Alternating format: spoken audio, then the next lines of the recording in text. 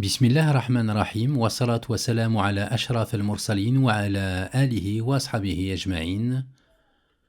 La Hadrat Harouniya, Hadra de la Miséricorde et approche du Alif. Poursuivons donc dans la transcription par écrit des cours sur les Hadrat prophétiques que dispense le Cheikh Morabbi Sayyiduna Mohammed Fawzi al-Karkari radiallahu anhu. Le vendredi de chaque semaine, nous tenterons de rappeler ici ce qui fut dit lors de l'assise du vendredi 11 du mois de Jumada at-Tania.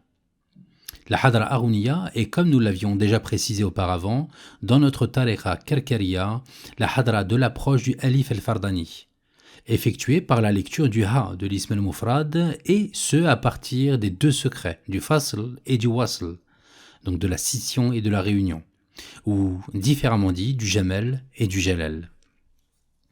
Nous tenterons donc, par la permission d'Allah Ta'ala, de traiter ici le 5e dars de cette noble Hadra. Les réalités spirituelles qu'elle aborde sont basées sur la descente de manifestations théophaniques dans le cœur des serviteurs sincères et ne peuvent être appréhendées que par expérience personnelle. Premier point. Sachez qu'aucune pierre, aucun arbre et aucune chose que ce soit n'est adorée si ce n'est parce que cette chose a été magnifiée et grandie aux yeux des adorateurs. Faites donc en sorte que Allah occupe dans votre cœur la plus haute place. Le peuple de Moussa alayhi salam ne prit en adoration le veau que parce que ce dernier sema dans leur cœur un sentiment de grandeur sublime, et ceci parce que leur cœur était attaché à l'or duquel était constitué ce veau, car comme nous l'avions précisé dans le cours précédent, l'amour que les hommes ont pour les choses qui les entourent les pousse et pousse leur cœur à les considérer et à prendre ces choses en divinité. Sayyiduna Abu Huraira radiallahu anhu rapporte que le messager d'Allah sallallahu alayhi wa sallam a dit que l'esclave du dinar ne connaisse pas le bonheur et que l'esclave du dirham ne connaisse pas le bonheur. Celui qui adore un veau, ou bien quoi que ce soit d'autre, ne peut l'adorer que par l'amour de ce dernier. Et la plus forte des adorations est l'adoration réalisée par la passion, al-hawa. Or, la réalité de cette passion est relative à tout ce que désire la nefs. Il s'agit donc d'une chose intérieure à chacun et cachée, mais qui peut se manifester extérieurement sous forme d'adoration. En ce sens, il fut rapporté par Abu Umama: « J'ai entendu le prophète sallallahu alayhi wa sallam dire « Aucune des divinités d'entre celles qui furent adorées sous le ciel n'est plus détestée par Allah que celle de la passion. » Al-Hawa.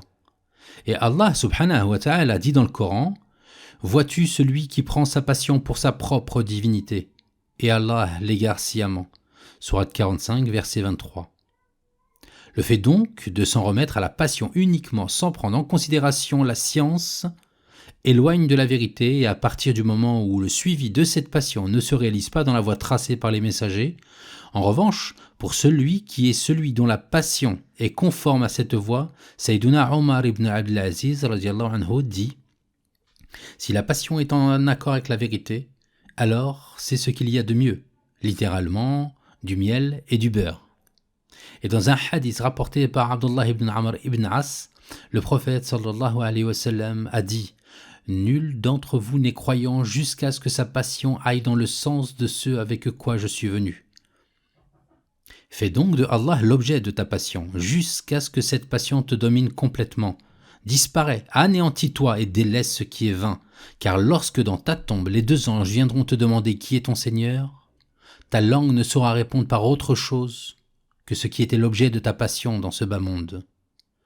Et si tu vois une personne qui n'est pas encore dans la religion, sache que son cœur est tenté par d'autres divinités.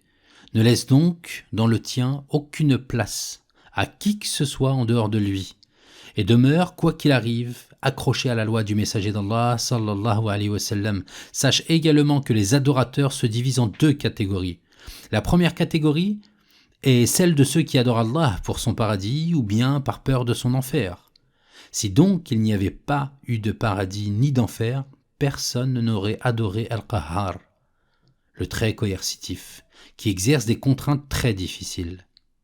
Ceux-là ne font que demander les bienfaits qui satisfont la passion de l'ego.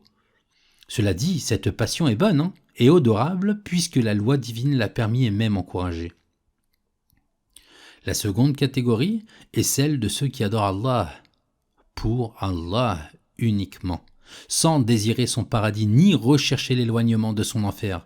Il s'agit là de ceux qui répondirent à l'appel « Fuyez donc vers Allah » Sourate 51, verset 50.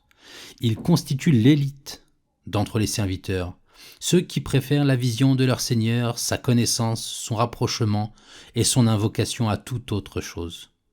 Deuxième point, détermine ta propre réalité en fonction de qui tu fréquentes, car ton compagnon est soit du nombre de ceux qui, lorsqu'on les regarde, on évoque Allah, soit de ceux qui, lorsqu'on les regarde, on évoque ce qui ne vaut pas la peine d'être évoqué. Choisis donc bien tes compagnons. La fitna qui toucha ainsi les fils d'Israël lorsqu'ils en sont venus adorer le veau est ainsi due à leur fréquentation d'As-Samiri, qui est l'incarnation humaine de l'égarement et de la perdition.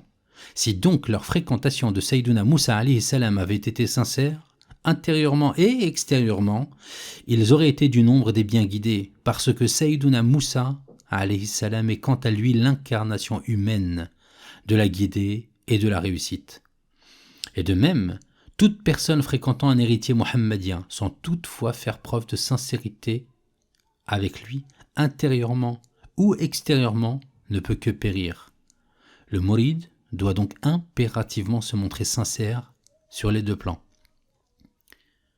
Troisième point, le secret du détournement du peuple de Sayyiduna Moussa alayhi salam vers l'adoration du veau en dehors d'Allah en particulier et de l'adoration de certaines personnes envers certaines autres choses en général, réside dans le flux émanant du nom Al-Qayyum, celui qui existe et persiste par lui-même. Les choses relevant du possible doivent donc ainsi se conformer à deux choses. La volonté créatrice sans laquelle elle ne serait pas apparue, et la volonté de ce soutien dans ces choses, sans laquelle elle n'aurait pas persisté. Et selon le point de vue de la haqiqa, toutes ces choses ne sont que fana, c'est-à-dire inexistantes, conformément au verset qui dit « toute chose est anéantie », excepté sa face, sourate 28, verset 88. Et c'est pour cela que leur détournement vers ces divinités et leur adoration en dehors d'Allah Ta'ala n'était que par suivi des passions détestables, car l'adoration ne convient que pour Allah, seul, sans associé. Et ton Seigneur a décrété que vous n'adoriez que lui. Sourate 17, verset 23. Étant donné que l'adoration est en fait le degré le plus élevé de magnificence qu'on puisse accorder à un être, et ce degré ne convient à personne d'autre qu'au Créateur des êtres lui-même. Quatrième point. Ne va pas t'imaginer, ô mouride, que la lecture du nom Allah ne contient qu'un seul niveau, car en réalité, le cheminement des aspirants commence, mais n'a pas de fin. Son point de départ est le fana, l'extinction dans le ha, al-hawiya du nom Allah. Puis le cheminant s'élève selon la volonté divine au sein des niveaux du nom. Et en cela se trouve une allusion au verset « Il est celui qui est élevé aux degrés les plus hauts, possesseur du trône » Sourate 40, verset 15. Dans ce verset, Allah Ta'ala n'a pas parlé d'un seul degré, mais bien de plusieurs. Sous-entendu, un grand nombre de degrés réunis en un seul et unique.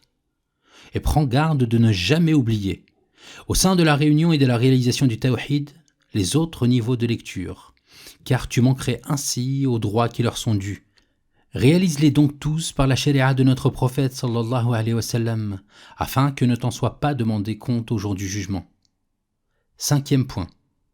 Si le mouride penche vers autre chose qu'Allah, alors l'œil de son cœur se referme. C'est ainsi que ceux qui prirent en adoration le veau et suivaient auparavant Sayyiduna Moussa alayhi salam ont vu disparaître leur vision interne, permettant de discerner entre le vrai et le faux.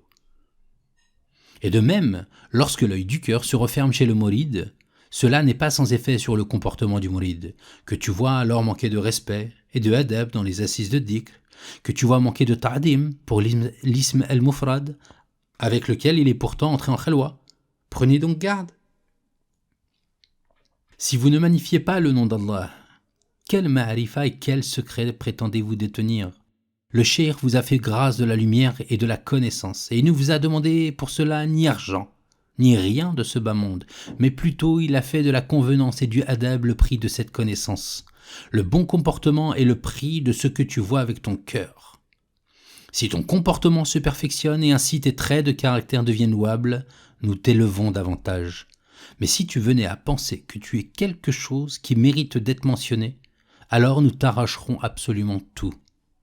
Le cheikh, dans la même manière qu'il donne, peut priver, et de même qu'il plante et sème, il arrache. Et Mawlay al-Arbi al-Darqawi radiallahu anhu se mettait très en colère contre celui qui étendait sa jambe dans une assise au lieu de les garder croisées. Que penserait-il donc de l'un d'entre vous qui se permet de parler pendant une assise de dhikr? Ayez donc honte vis-à-vis d'Allah. Le mouride peut s'avérer être un obstacle pour d'autres sur la voie, sans même qu'ils ne s'en rendent compte, car le commun des gens ne vous considère pas le nombre des secrets auxquels vous avez accédé, ni par la quantité de lumière que vous avez dans le cœur, car ceci leur échappe. En revanche, ils regardent et guettent vos comportements et vos moindres faits et gestes, puis fondent dessus leur jugement. La transmission de ceci ne consiste pas seulement en une série de paroles, mais se divise en plusieurs choses. Il y a les gens qui invitent par la langue, d'autres qui invitent par leur état, et d'autres qui invitent par leur explication et éclaircissement, d'autres par leur comportement. À toi donc de voir où tu en es par rapport à cela. Et si tu constates que tu as des manques sur certains points, alors crains d'être en réalité obstacle. Un obstacle empêchant les gens en quête de vérité d'accéder à leur but. Enfin, je vous ai appris à ne pas ouvrir vos yeux pendant le dhikr, de façon à ce que les choses présentes ne vous distraient pas de l'objectif, afin que vous puissiez passer rapidement du monde matériel à celui des sens profonds. N'ouvrez donc pas vos yeux pendant le dhikr, jusqu'à ce que vous accédiez au degré où la vision du cœur se mélange à celle des yeux, et qu'il soit pour vous égal que vous les gardiez ouverts ou bien fermés.